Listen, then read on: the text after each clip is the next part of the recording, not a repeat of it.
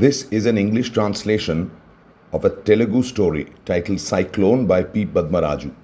I taught it once for the ICC course and I found it deeply moving. The weather was threatening and the train was very late.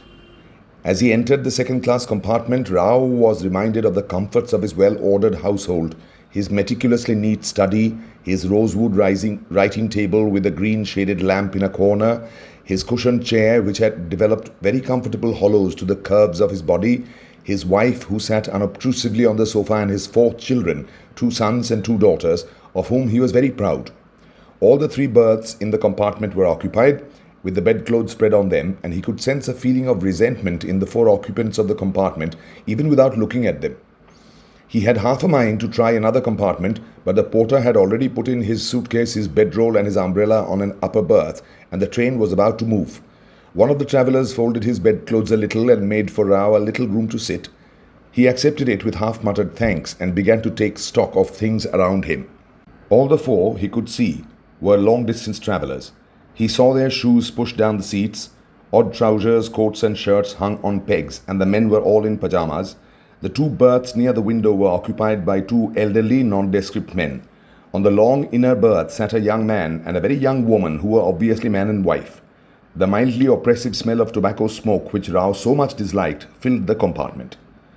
Rao had very definite views on smoking in railway compartments. He had very definite views on many things. At 50, having lived an active and successful life, he could look back with a certain self-satisfaction. As a professional lawyer, he was a practiced speaker of resource and he liked his own voice. Now that he had retired, he did much public speaking. He was travelling now to address an association which styled itself the Club of Theists. The wind rose and smote the windscreens of the compartment with a dull persistence. It had grown suddenly dark inside. It could not have been evening yet. His neighbour looked up from some crime book he was reading and asked Rao what the time was. 3, I think. How very dark it is, said his companion. Rao did not say anything but scrutinized his face for a moment. He was about the same age as Rao, and Rao wondered how at his age he could enjoy reading a crime story. Rao prided himself on his health. His wife looked older than he, and he liked to tell her that many people thought her to be his elder sister or even his mother. He certainly did not look like a father of a 25-year-old son. The son had taken over Rao's legal practice recently. Few people with such a good practice as his retired at his age. All the shutters were by now closed and the wind was howling outside. A slight drizzle had started and had begun to work its way into the compartment. Everything felt cold to the touch. The young man tried to nestle closer to the young woman, but she looked round the compartment and moved away. "It is getting to be foul," said the young man. Rao's neighbour lifted his face from his book as if an answer was expected of him, thought better of it, and again fell to reading. The young man lighted a cigarette. The young woman made a grimace and moved farther away from him. The young man smiled and continued to smoke. From the neatly dressed hair of the young woman, a few curls danced about her cheek and forehead. Rao remembered that he set the style, how his daughters should do their hair. Their habits, religious beliefs, food, friendships, clothes were all regulated according to his notions of what was seemly. The old man in the corner opposite took out a brown flannel shirt from inside the folds of his bedclothes. He looked comic, Rao thought, in those striped pajamas and the brown flannel shirt. The old man poured out some hot coffee from a flask. Rao remembered the flask of chocolate milk in his box. He took it out. He was very fond of his chocolate milk, but he never took it more than twice a day, a cup each time. It was raining heavily now. The noise of the train was drowned in the howling of the wind. "Looks like a storm," said the young man to his wife. She covered herself with a rug and did not reply. Rao began to be really worried about the weather. At a wayside station, the door of the compartment was suddenly flung open and there was a terrific gust of wind and rain. A woman in tattered, half-drenched clothes came in. Immediately there was a howl of protest. But the woman quietly closed the door and stood in a corner, her clothes dripping. The old man growled angrily. "Don't you know this is a second-class compartment?" "Oh, my dear grandfather, do you grudge a poor woman a little room to stand? Kind fathers, fathers of many children, spare a woman a copper. I'm dying of hunger. You're all great rich people. I know you won't let a poor woman die of hunger." Rao looked at her. He saw in her eyes a twinkle which roused a dull antagonism in his heart. She was about 30. She did not actually look well fed, but she was certainly not dying of hunger. There was a self-assurance in her, in spite of all her pretense of helplessness. Rao pitied the poor and the socially oppressed, but he was against begging on principle. When the woman approached him, he refused to give her anything with such a finality in his manner that she immediately turned away. She went to the other side and bent down to touch the feet of the old man. The old man drew them away, laughing a little awkwardly. Go away, he said. Do not say that, grandfather. You are not as unkind as that father there. He has no pity in his heart. He can say no to a very poor, miserable woman like me. The imitation of his no was a piece of impudence, felt Rao, but he could do nothing. He sat observing her in spite of himself. The old man was ill at ease. He could not make up his mind whether to buy his peace with a coin and earn the unexpressed disapproval of his fellow travellers, or to let her go on. He was unnecessarily vehement when he asked her again to go away. The begging woman now began to wail. I got into this compartment thinking that the rich people will not see me faint with hunger. I thought I could get my day's food here. The poor people in the third class are more generous. They will not scold or be harsh on a poor woman for begging. They know what I suffer and they have pity in their hearts. She had become the center of interest. Rao's neighbor stopped reading his crime story and looked at her. His interest was aroused. Where do you belong? He asked her. Nowhere, my kind father. Rich people like you belong somewhere. You have big houses from which beggars are turned away by your servants. A poor woman like me has nowhere to call her own. She has a very sharp tongue, he said to Rao in English. Oh, do not scold me in English, father. I am a poor, wretched woman. It was very dark outside. The wind was gathering more strength. The train was moving very slowly. Rao was near his destination. He was hoping some members of the Theist Club would be at the station. It was going to be a problem getting his things out. The wind roared outside like an angry ocean. He could hear the crash of falling trees. The beggar woman sat facing the young couple. She began again. There is my little mother here, and there is a little father too. Little mother, have pity on this poor woman and ask little father to spare a coin. Why do you turn away like that? Has my little mother had a little quarrel with my little father? Little father smokes too much. Little mother should not allow it. Ah, my little mother is smiling. The young man laughed heartily. He said, Why didn't you come with us and work for us in our house? We shall give you food and clothes. Give her something and send her away, said the young woman. I know my little mother is very kind-hearted. Now grandfather will also give me something. I should not have annoyed him. I know he is a very kind man. Everybody gave her something except Rao.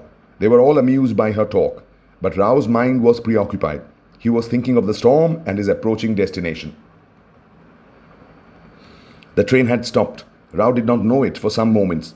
He got up and opened the door, umbrella in hand. The wind threw him back with such force that he almost fell down. The beggar woman offered to carry his things down. He did not stop her. He ran across the platform into the shelter of the station. The beggar woman staggered with the burden of his luggage behind him and put his things in the waiting room. There was not a single light anywhere in the station. He took some money out and offered it to the woman. She did not actually refuse it, but said something which he could not make out and was gone the next moment. He felt dazed and went into the waiting room, his mind a blank. It was difficult to keep one's foothold in that wild, screeching wind. All his clothes were wet. He mechanically opened his box, fumbled in it, and came upon a torch. He was delighted. He had no notion that there was a torch in his box. He had no notion about anything.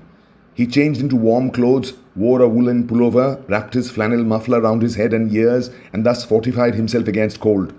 He sat in a chair, forgetting to lock his box, trying not to realize the predicament he was in. He saw the lights of the train moving, and it occurred to him that there must be somebody at the station. He came out and saw two figures trying to cross the platform. He raised his voice and called out. The figures stopped. He approached them and saw that one of them was the station master and the other a porter. I have to go into the town, Rao frantically told them. Impossible, sir. The road is blocked, every inch of it with fallen trees. Everything has gone out of order. The telegraphic communications, the electric power supply, everything. You will have to spend the night in the waiting room. The train will stop at the next station for the night.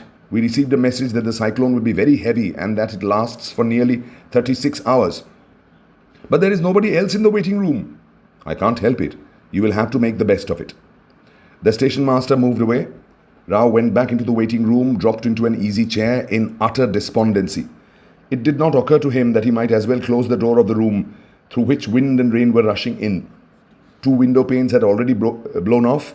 A nameless fear seized him, and the agony of it was unbearable. There was not a soul about. The bleakness of the railway station and the fury of the cyclone gripped him with the terror of a nightmare. Suddenly he felt a presence in the room.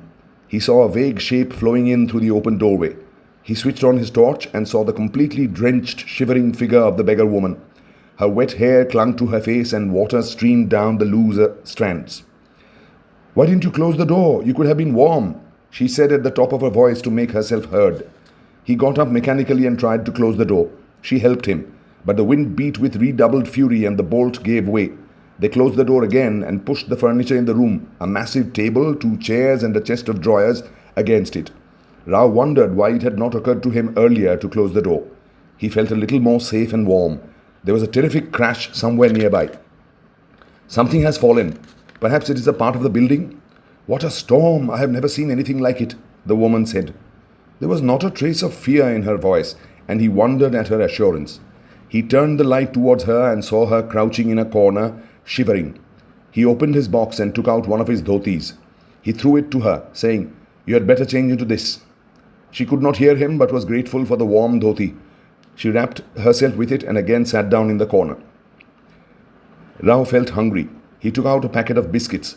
He looked at the hazy figure in the corner. It occurred to him that she might be hungry. "Will you have some biscuits?" he asked her. "What did you say?" she shouted. Their voices were drowned by the howling of the wind. He drew closer to her and gave her a few biscuits. "This is all I have," he said, as though in apology. He went back and sat on his suitcase. He felt a little easy because of her presence. She was better than no company, and she appeared perfectly at peace with herself. She took things for granted, even the cyclone. She was used to the rough and tumble of life, he thought. Rao looked at his watch and saw that it was already 9. It had seemed that he had been there for ages. He should have gone on to the next station, he told himself. It had not occurred to him that he was getting down at a small wayside station. The town was nearly 2 miles away, and he could have reached it from the next station also.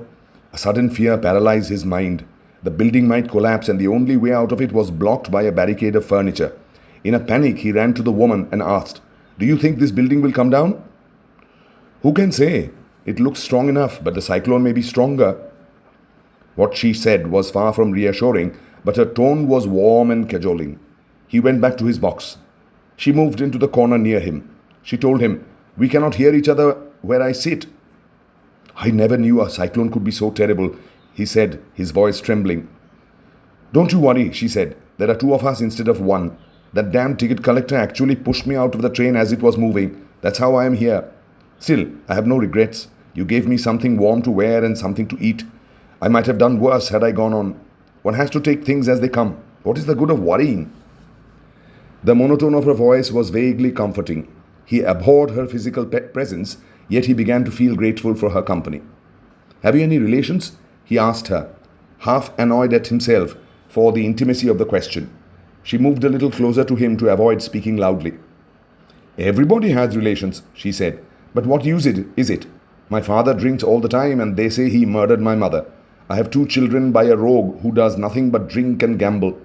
I feed the family. The 2 children are too young to learn begging. My man spends 4 annas out of my earnings on drink every day.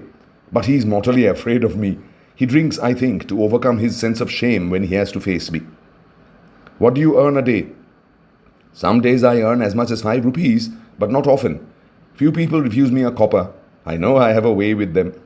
Rao involuntarily focused the light on her face and saw that she was smiling. "Why do you look at me like that?" she asked. "I am not as pretty as I was."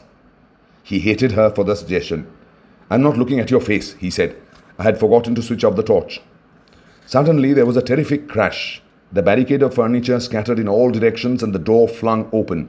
One panel came off its hinges. Rao clutched at the beggar woman as if she were his last support.